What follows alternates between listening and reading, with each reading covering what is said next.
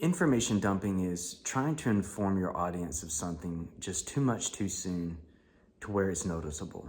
Instead of cramming everything into a few paragraphs, why don't you scatter it across your story? The reason why we don't do that is because it takes more time and more patience. It's easy to just cram it all together, but it pulls your readers out of the story and people notice. In Young Vines, we don't understand Rachel's story about her ex-husband until the end of the second act.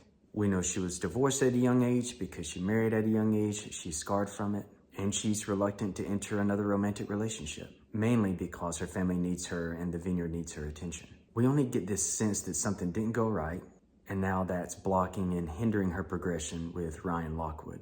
We only hear the details of her experiences when she has fallen for Ryan and she's being open and vulnerable with him. She reveals what happened in her former marriage as they're going for a walk on the beach in Malibu. And that's when we truly understand her and understand why she is the way she is and what she's been through. And one tactic you can do to fight against information dumping is just keep people in the dark completely. Don't tell them hardly anything. I really loved the version of the Joker in Christopher Nolan's Batman. We never really know how he got his scars, but what we do know is he had a horrible relationship with his dad because he talks about it twice. He just kind of throws it out there when he's telling a story. We never get any details about him or his past or his relationship with his dad at all. It sounds like his dad was abusive. It sounds like his dad is the reason why the Joker has the scars on his face, and that's pretty much all we know. And we don't even know that. It's just an educated guess. We're allowed to fill in the blanks with our own observations and experiences, and to me, that's good storytelling. When the reader has to fill things in from their own lives, observations, and experiences, it can work really well. If I tell you a white horse ran across a field, your mind is going to present probably the prettiest horse you've ever seen, and that's a good thing. But if I tell you it's a white Tunisian stallion or a white Arabian stud, now your mind might be like, well, what is that? And let me see if I can't figure out what that horse looks like. It's not important enough. Let them come up with the horse that they want to come up with. That's what we do naturally. It's imagination, and that's what we as creators do. We create the ability for people to imagine. In the 2005 movie Pride and Prejudice, directed by Joe Wright, we don't understand why Mr. Darcy is so self-protecting. Why is he so curt? Why can he be so nasty sometimes? Well, once we meet his aunt, Lady Catherine, especially with her behavior at the end toward Elizabeth, and it's starting to make a little bit more sense. As one of my mentors used to tell me, the apple doesn't fall too far from the tree. However, even though Mr. Darcy can be like that, at the end of the day, he's a good guy.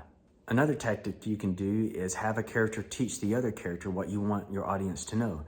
In the movie The Sandlot, Beanie the Jet Rodriguez has to explain baseball concepts and why they can't do certain things and why they can do certain things to the other baseball players. And you see that also in Grey's Anatomy.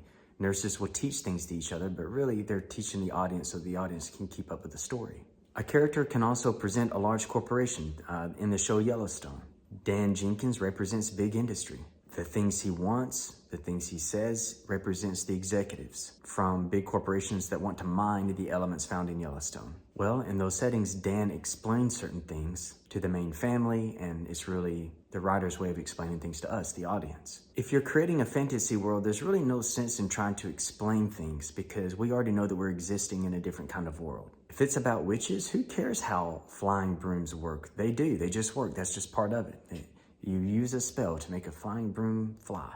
I don't need to know the mechanical and aerospace engineering behind this. Leave me alone, let me enjoy the story.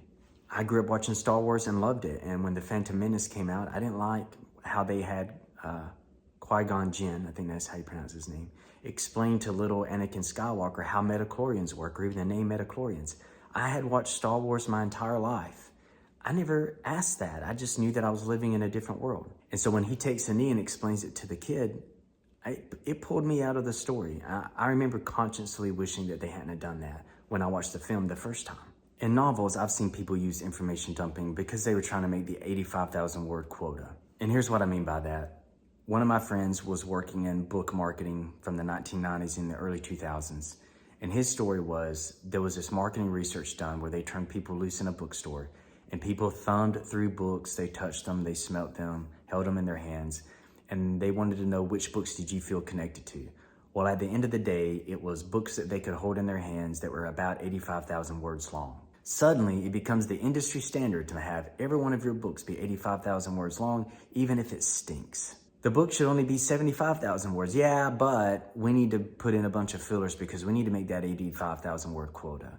And then they spread a bunch of stuff in there that slows the story down that doesn't need to be in there, and then the book doesn't perform as well. What about The Bridges of Madison County? What about The Prayer of Jabez? These are two very, very thin books that were worldwide bestsellers. They weren't 85,000 words. They didn't have a certain smell or texture. People liked the story. If people like the story, they talk about it. Did you know The Curious Case of Benjamin Button? There was a lot of telling in that story instead of showing, and it was a pamphlet. I wouldn't even call that a novella. It was a short story that they had turned into a book, and the movie grossed over 300 million. I don't want to read 85,000 words where 15,000 of those words is going to be a waste of my time. There's a well-known author that I enjoy reading, and I knew that that's what he did. He spent 5 or 6 pages explaining to us in a novel, in a story. He spent that many pages explaining either Asperger's or autism, I don't remember. And it was stuff that we already kind of knew in common knowledge. And I remember when I was reading that, I remember thinking, why did he do that?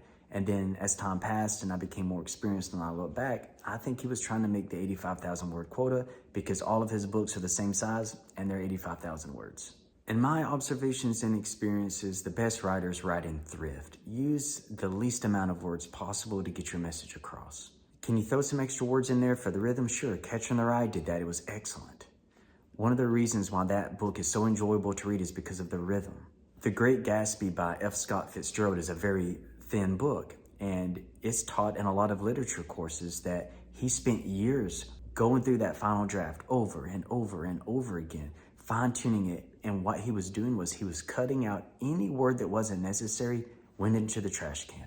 And it's an American classic. These days, writers are writing 5,000 word ebooks because you can't pick up an ebook and smell it and flip through the pages and admire its texture. And on the cover, it's foil, so the letters rise up off the pages. Nobody cares. We're in a different world now. But producers or people with a producing mentality still are hung up on that 85,000 word because of tradition, because of a study that today is irrelevant. It's like saying you have to have a screenplay that's 120 pages. No, you don't.